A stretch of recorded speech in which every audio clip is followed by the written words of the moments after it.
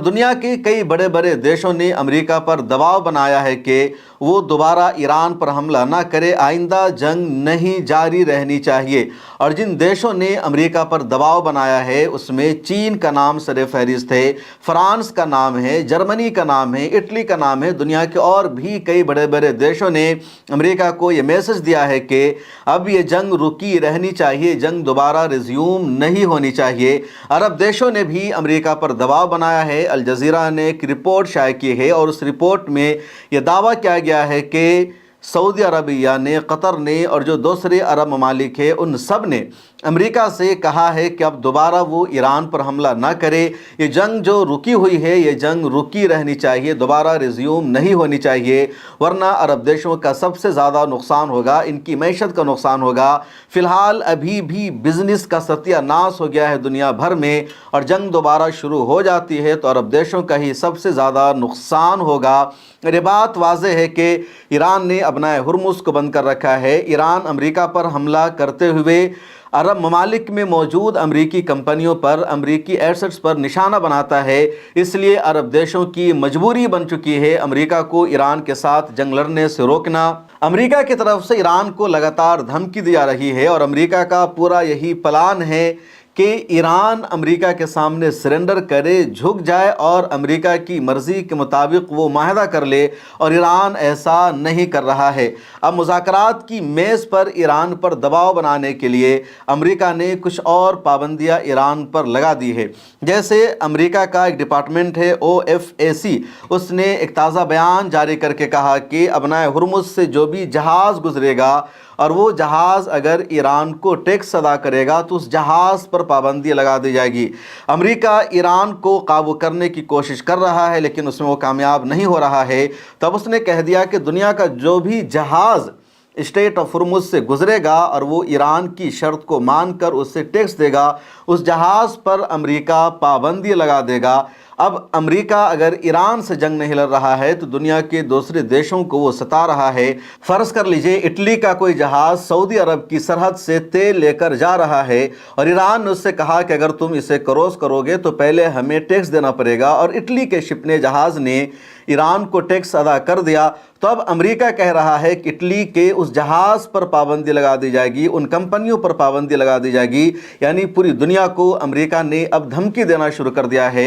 America ने इतनी ही धमकी नहीं दी है बल्कि अमेरिका ने यह कहा कि अगर ईरान चालाकी करे और ईरान खुद अपने कौमी फ़ंड में, अपने रिज़र्व बैंक में उस डोनेशन को या उस टैक्स को नहीं लेता है, बल्कि ईरान ये कोशिश करता है कि ईरान की किसी NGO को, किसी ऑर्गेनाइजेशन को अगर उस शिप की कंपनी की तरफ से डोनेशन दिया जाता है तो उस NGO को डोनेशन देने वाली शिप कंपनी पर भी अमेरिका पाबंदी लगा देगा।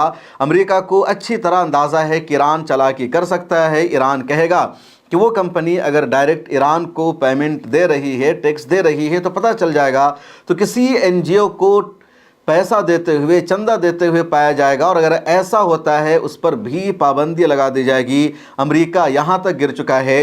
उधर अमेरिकी सदर ट्रंप को अपने ही मुल्क में लगातार तनकीद का, मुश्किलात का सामना करना पड़ रहा है। लगातार आप ये बात सुन रहे हैं कि अमेरिकी सदर अपनी मर्ज़ी से अमेरिकी पार्लियामेंट की मंजूरी के बगैर सिर्फ 60 दिनों तक ही जंग जारी रख सकता है, उससे ज़्यादा दिनों तक वो जंग जारी नहीं रख सकता है, और 60 दिन की मुद्दत पूरी हो चुकी है।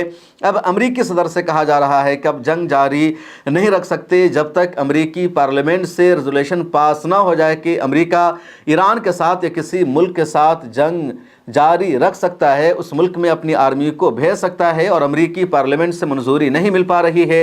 इसका मतलब है कि ट्रंप के हाथ बंध चुके हैं, वो जंग जारी नहीं रख सकते, ईरान पर हमला नहीं कर सकते हैं। लेकिन ट्रंप का कहना है कि नहीं, मुझे अमेरिकी पार्लियामेंट से मंजूरी लेने की कोई ज़रूरत नहीं है, जो होगा देखा जाएगा, मैं ईरान पर चाहूँ तो हमला कर सकता हूँ। उधर अमेरिकी पार्लियामेंट में आज ज़बरदस्त लड़ाई हुई, बहस हुई, और अमेरिका के वज़ीर जंग पेट हेगेस्ट को शदीद तनकीद का सामना करना पड़ा। ऐवान पार्लियामेंट में वहाँ के एमपीज़ ने सवाल पूछ दिया कि आपने ईरान पर हमला करके क्या हासिल कर लिया, क्या अचीव किया, क्यों अमेरिका को फंसा दिया, अमेरिकी फ़ौजियों की हलाकत हुई, अमेरिका की इकोनॉमी का नुकसान हुआ, पूरी दुनिया में अमेरिका की ज़िल्लत और रुसवाई हो गई है। اور وہاں کے وزیر جنگ جواب نہیں دے پا رہے تھے، ہکلانے لگے، کہنے لگے ہم نے امریکہ کو ایران کے دلدل میں نہیں پھنسایا ہے، ایران ایٹمی توانائی حاصل کر رہا تھا، ایٹمی بم بنا رہا تھا، ایٹم بم بنانے سے روکنا ایران کو ضروری تھا، اس لیے ہم نے ایران پر حملہ کیا۔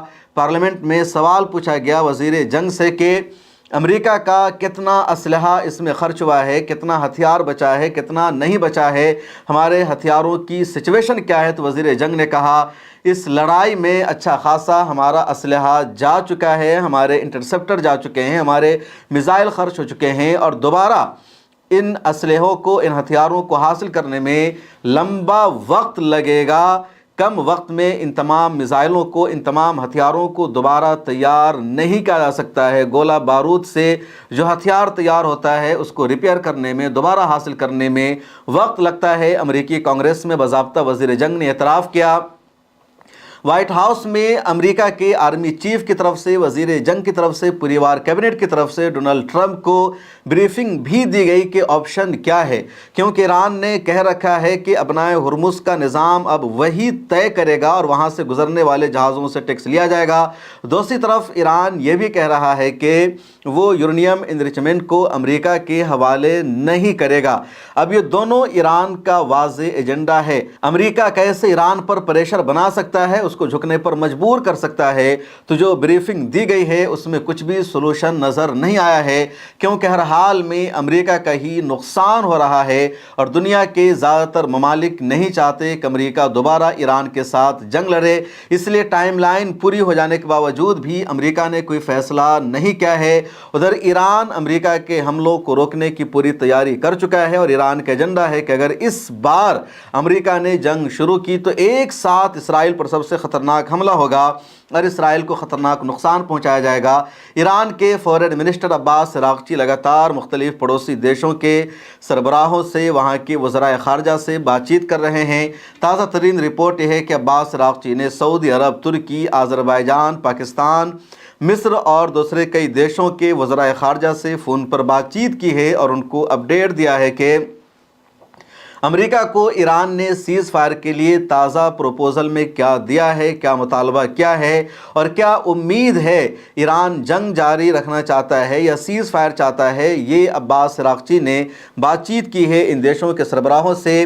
ایران اور امریکہ دونوں ملکوں نے یہ بھی کنفرم کر دیا ہے کہ پاکستان ہی ان کا ثالث ہے اور پاکستان ان کی باتوں کو، ان کی شرطوں کو امریکہ تک پہنچا رہا ہے۔ امریکی صدر نے ایک تازہ بیان یہ بھی جاری کیا کہ امریکہ اور ایران کے درمیان بات چیت جاری ہے اور فون پر فی الحال مذاکرات ہو رہے ہیں، بات چیت ہو رہی ہے۔